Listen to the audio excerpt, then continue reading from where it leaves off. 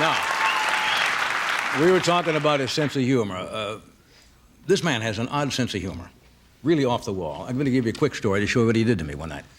We had dinner about a year ago, I guess, at a restaurant out in Malibu called the Beau Rivage. Very nice. As we left that night, I was backing out of the parking lot, and the cat hangs around out there. It's like it's a pet of the restaurant or the owner's cat, and I hear this kind of squeal, and we drove home. And this man calls me the next day and says, you know, the owner called me, and you backed over his cat and killed him. I said, oh, my God. I said, I didn't know Well, of course, I hadn't. I did, but I didn't know that. So a month passes, and we decide to go back to this restaurant, and I said, I don't know whether I really want to go there, Mike, or maybe they'll be mad at me. He says, no, let's go. So in my sense of humor, I called the owner, and I says, would it be possible tonight at dinner to get a big tray with one of those big covers on it?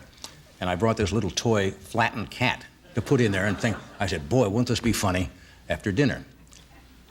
Waiter comes with a menu. Here's the menu. And if you look at it and see the printing, I'm not a calligrapher, but I guess it's something like Old English script, right?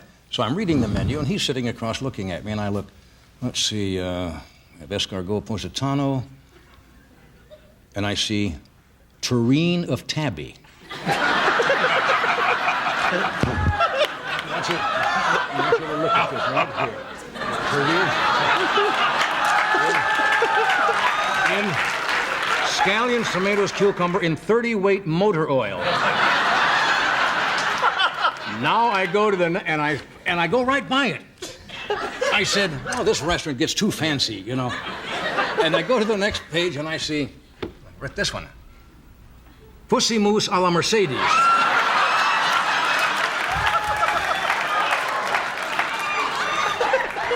Prepared right on the property.